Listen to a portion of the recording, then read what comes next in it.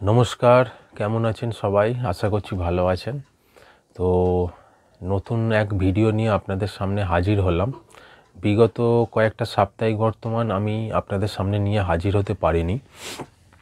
তো এই বর্তমান সংখ্যাটি নিয়ে এলাম। এটি 23শে নভেম্বর 2024 সংখ্যা। তো সংখ্যাটি খুব ভালো লাগলো আমার, যে কাল ভৈরবকে কী কী সিদ্ধিদান করেন এই সম্বন্ধে লেখা রয়েছে।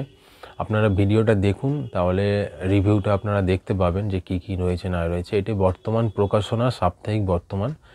প্রত্যেক সপ্তাহে বৃহস্পতিবার করে এই বইটা বেরোয়। তো আমি সবগুলি প্রধানত নিয়ে আসি, মাঝে মধ্যে গ্যাপ হয়ে যায় কিছু কারণবশত। তো যাই হোক, যারা আমার ভিডিও অলরেডি দেখছেন, চ্যানেল দেখছেন, কমেন্ট করছেন, সাবস্ক্রাইব করেছেন, লাইক করছেন, তাদের অসংখ্য ধন্যবাদ। যারা প্রথম দেখছেন তাদের উদ্দেশ্যেই বলি, প্রত্যেক মাসের সাপ্তাহিক বর্তমানটাকে আমি নিয়ে হাজির হই। কিছুটা আগে পিছু হয়, অনেক সময় তাড়াতাড়ি দিতে পারি না, কিন্তু নিয়ে আমি হাজির হই, আপনাদের সামনে রিভিউ করি, কী কী আছে না আছে জানাই, যাতে পছন্দ যদি হয় আপনারা বইটিকে সংগ্রহ করতে পারেন। 10 টাকা মূল্য এই বইটার দাম। খুবই জনপ্রিয় ম্যাগাজিন এবং খুবই বর্তমানে চলছে মার্কেটে। তাহলে যদি ভিডিও পছন্দ হয় একটা লাইক, সাবস্ক্রাইব করতে ভুলবেন না। তাহলে শুরু করব। সাপ্তাহিক বর্তমান 23শে নভেম্বর 2024 সংখ্যা, দাম 10 টাকা। কাল ভৈরবকে কী কী সিদ্ধিদান করেন, সূচিপত্রটা দেখা যাক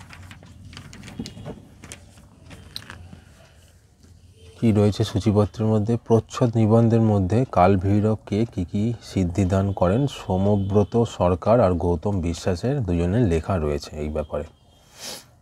ধারাবাহিক যে 3টি চলছে, অনেক দিন ধরেই চলছে, আমি সঞ্জীব চট্টোপাধ্যায়, টিমোথি ও আক্তার গোসাই, দেবতোষ দাসের বিষ্ণুলোকের সন্ধ্যা নামে হিমাদ্রি কিশোর দাশগুপ্ত লেখা চলছে।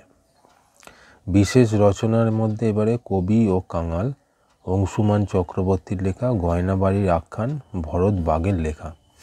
একটি গল্প দেওয়া রয়েছে এবারে, কখনো একটি থাকে কখনো দুটি থাকে।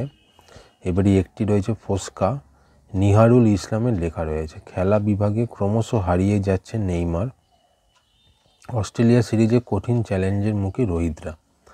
আর ভ্রমণ বিভাগে এবারে হচ্ছে পাখি দেখতে মংলা জড়ি, তপন কুমার বসুর লেখা। তাওয়াংয়ের পথে দেবব্রত পাত্রের লেখা রয়েছে।